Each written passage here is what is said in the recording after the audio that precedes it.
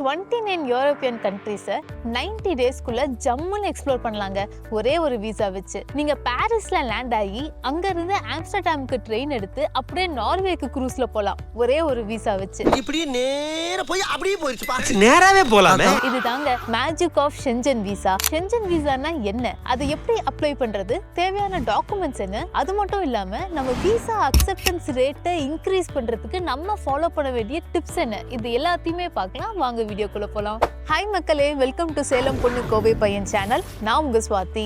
நம்ம சேனலை நீங்க சப்ஸ்கிரைப் பண்ணாம இருந்தீங்கன்னா சப்ஸ்கிரைப் பண்ணிட்டு வீடியோ பாருங்க. ட்ரை பண்றேன் மேடம். லேட் 1900s வரைக்கும் யூரோப்பியன் கண்ட்ரீஸ்குள்ள நீங்க டிராவல் பண்ணணும் அப்படின்னா இன்டர்னல் பார்டர் செக்லாம் ரொம்ப ஸ்ட்ரிக்டா தாங்க இருந்துச்சு. கோல்ட் வார் முடிஞ்சதுக்கு அப்புறம் யூரோப்பியன் கண்ட்ரீஸ்குள்ள டிவிஷன் அதிகமாக யூனிட்டி ப்ரோமோட் பண்ணும் அப்படிங்கிறதுனால யூரோப்பியன் கண்ட்ரீஸ்க்கு நடுவுல இருக்கிற பார்டர்ஸை அபாலிஷ் பண்ணணும்னு 5 கண்ட்ரீஸ் டிசைட் பண்றாங்க. என்னென்ன கண்ட்ரீஸ்னு பாத்தீங்கன்னா Belgium, France, Germany, Luxembourg and Netherlands. இவங்க 1985ல முதல்ல ஷென்ஜன் அக்ரிமெண்ட்னு ஒன்னு சைன் பண்றாங்க. இந்த அக்ரிமெண்ட் என்ஃபோர்ஸ் ஆகிறதுக்கு 10 வருஷம் ஆகுதுங்க. 1995ல தான் ஃபர்ஸ்ட் ஷென்ஜன் ஏரியான்னு ஒன்னு எஸ்டாப்ளிஷ் ஆகுது. இந்த 10 வருஷ கேப்ல ஸ்பெயின், போர்ச்சுகல் 2 கண்ட்ரீஸுமே நானும் ஆட்டத்துல வரேன் அப்படின்னு சொல்லிக்க மொத்தமா 7 கண்ட்ரீஸ் சேர்ந்து ஷென்ஜன் ஏரியா ஃபர்ஸ்ட் எஸ்டாப்ளிஷ் ஆகுது. ஓவர் த டைம் கொஞ்சமா ஷென்ஜன் ஏரியா எக்ஸ்பேண்ட் ஆகி இப்போ கரண்டா 2026ல மொத்தமா 29 கண்ட்ரீஸ் இருக்குங்க. இந்த 29 கண்ட்ரீஸ்க்கு ஒரு ஷார்ட் டர்ம் ட்ரிப் நீங்க பிளான் பண்றீங்கன்னா நீங்க எடுக்க வேண்டிய வீசா தான் ஷென்ஜன் வீசா. ஒரு டிபிக்கல் ஷென்ஜன் வீசா பார்க்கிறதுக்கு இப்படி தாங்க இருக்கும். இந்த இடத்துல எந்த கண்ட்ரி இஷ்யூ பண்ணாங்கன்னு போட்டிருப்பாங்க. இது உங்க வீசா நம்பர். எந்தெந்த கண்ட்ரீஸ்க்குலாம் உங்க வீசா வேலிட் அப்படிங்கறத இந்த இடத்துல மென்ஷன் பண்ணிருப்பாங்க. இங்க ஷென்ஜன் ஸ்டேட்ஸ்னு எழுதிருந்தாங்கன்னா ஆல் 29 கண்ட்ரீஸ்க்கு நீங்க இந்த ஒரு வீசா வச்சு போயிட்டு வந்துடலாங்க. ஒருவேளை ஏதோ ஒரு ஸ்பெசிபிக் கண்ட்ரி பிரான்ஸ், ஜெர்மனி அப்படின்னு மென்ஷன் பண்ணிருந்தாங்கன்னா அந்த கண்ட்ரீஸ்க்கு மட்டும் தான் இந்த வீசா வச்சு நீங்க போக முடியும். இந்த டேட்ல இருந்து இந்த டேட் வரைக்கும் உங்க வீசா வேலிடா இருக்கலாம். ஆனா இங்க முக்கியமான விஷயமே number of days allowed to stay. இதுதான் நீங்க எவ்வளவு நாள் அந்த ஷென்ஜன் ஏரியாக்குள்ள இருக்கலாம் அப்படிங்கிறதுக்கான டியூரேஷன் இங்க போட்டிருப்பாங்க இன் டேஸ். இந்த வீசால பாத்தீங்கன்னா 36 டேஸ் வரைக்கும் இந்த வீசா வேலிட். ஆனா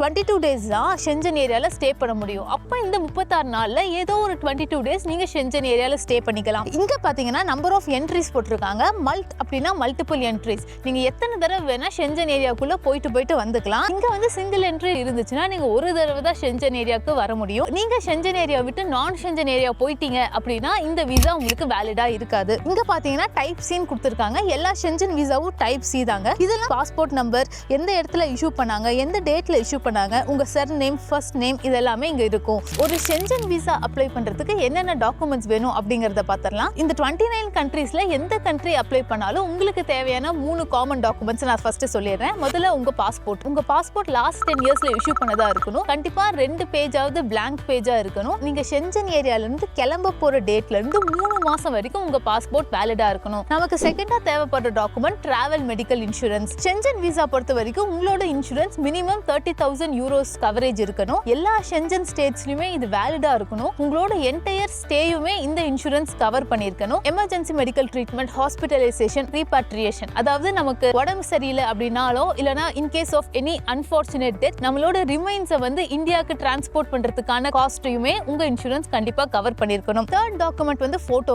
உங்க போட்டோ ICAO ஸ்டாண்டர்ட்ஸை மீட் பண்ணிருக்கணும். இந்த ஸ்டாண்டர்ட்ஸ் என்ன அப்படிங்கறத நான் டிஸ்கிரிப்ஷன்ல போடுறேன், ரெஃபர் பண்ணிக்கோங்க. இதுக்கப்புறம் நான் சொல்ற டாக்குமெண்ட்ஸ்லாம் கண்ட்ரி டு கண்ட்ரி பேஸ் பண்ணி ஸ்லைட் வேரியேஷன் இருக்கும். நமக்கு பொதுவா தேவைப்படுற டாக்குமெண்ட்ஸ் என்னன்னு பாத்தீங்கன்னா ஃபில்ட் அப்ளிகேஷன் ஃபார்ம், ஃபினான்ஷியல் மீன்ஸுக்கான ப்ரூஃப், பேங்க் ஸ்டேட்மெண்ட், ITR இல்ல ஸ்பான்சர் லெட்டர், உங்களோட air tickets, onward and return ரெண்டுமே வைக்கணும். நீங்க புக் பண்ண தேவையில்ல, ஐட்னரி இருந்தா கூட போதும் தான். ப்ரூஃப் ஆஃப் அகாமடேஷன், ஒரு ஸ்ட்ராங்கான கவர் லெட்டர், மைனரா இருந்தீங்க அப்படின்னா consent letters from both parents, உங்களோட current social and professional status in இந்தியாக்கான ப்ரூஃப் வைக்கணும். நீங்க ஒரு கம்பெனில வேலை செஞ்சீங்கன்னா எம்ப்ளாயர் கிட்ட இருந்து வாங்கி NOC வைக்கணும். நீங்க படிச்சிட்டு இருந்தீங்க அப்படின்னா உங்க காலேஜ் இல்ல ஸ்கூல்ல இருந்து NOC வாங்கி சப்மிட் பண்ணணும். உங்க பர்பஸ் ஆஃப் டிராவலை ஜஸ்டிஃபை பண்ற மாதிரி டாக்குமெண்ட்ஸ் வைக்கணும்.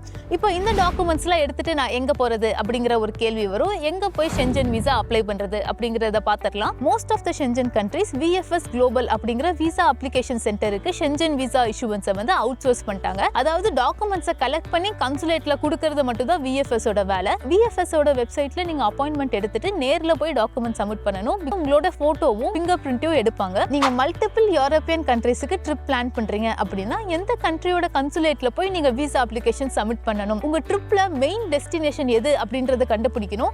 எவ்வளவு நாள் ஸ்டே பண்ணிருக்கீங்க, என்ன பர்பஸ்க்கு போறீங்க அப்படிங்கறத பொறுத்து மெயின் டெஸ்டினேஷன் நம்ம டிட்டர்மைன் பண்ணலாம். ஃபார் எக்ஸாம்பிள் எக்ஸாம்பிள் இப்போ நான் ஒரு 10 நாள் நார்வேல ஸ்டே பண்ணியிருக்கேன், 2 டேஸ் மட்டும் ஸ்வீடன் போய் சுற்றி பார்த்துட்டு அங்கேருந்து இந்தியா வரேன் அப்படிங்கிற கிரேஸ் எடுத்துக்கோங்க. நீங்கள் மேக்ஸிமம் நம்பர் ஆஃப் டேஸ் வந்து நார்வேல தான் ஸ்டே பண்ணியிருக்கீங்க. ஸோ அதுதான் உங்களோட மெயின் டெஸ்டினேஷன். ஸோ நீங்கள் நார்வேயோட கன்சுலேட்டில் போய் தான் உங்களோட வீசா அப்ளிகேஷனை சப்மிட் பண்ணணும். இப்போ மெயின் டெஸ்டினேஷனை என்னால் டிட்டர்மைன் பண்ண முடியல, நான் 10 டேஸ் நார்வேல 10 டேஸ் ஸ்வீடன்ல ஸ்டே பண்ணுறேன், எனக்கு வந்து மெயின் டெஸ்டினேஷன் எது அப்படின்னு கேட்டிங்கன்னா இந்தியாவிலேருந்து போய் எங்கே லேண்ட் ஆறீங்களோ அந்த கண்ட்ரியோட கான்சுலேட்ல போய் தான் வீசா அப்ளிகேஷனை சப்மிட் பண்ணணும். அடுத்த கேள்வி, ஷென்ஜன் வீசாவோட ப்ராசஸிங் டைம் என்ன? நீங்க உங்களோட ட்ரிப்போட ஸ்டார்டிங் டேட்ல இருந்து 6 months to 15 days முன்னாடி வரைக்கும் ஷென்ஜன் வீசா அப்ளை பண்ணலாம். ஐடியல் சினாரியோல 15 டேஸ்ல உங்களோட வீசா ப்ராசஸிங் முடிஞ்சிடணும். பட் பீக் டைம்ல எல்லாம் கண்டிப்பா 45 டேஸ் வரைக்கும் கூட ஆகும். ஸோ வெல் அஹெட் பிளான் பண்ணிக்கோங்க. ஃபைனலா உங்களோட வீசா ஓகே ஆக நீங்க அவாய்ட் பண்ண வேண்டிய காமன் மிஸ்டேக்ஸ் என்ன அப்படிங்கறத பாத்திரலாம். உங்க வீசா ரிஜெக்ட் ஆகிறதுக்கான முதல் காரணம் வீக் ஃபினான்ஷியல் ப்ரூஃப். உங்களோட பேங்க்ல டெஃபினட்டா சஃபிஷியன்டான பேலன்ஸ் இருக்கணுங்க. மோஸ்ட் ஆஃப் த பீப்புள் பண்ற மிஸ்டேக் என்ன அப்படின்னா,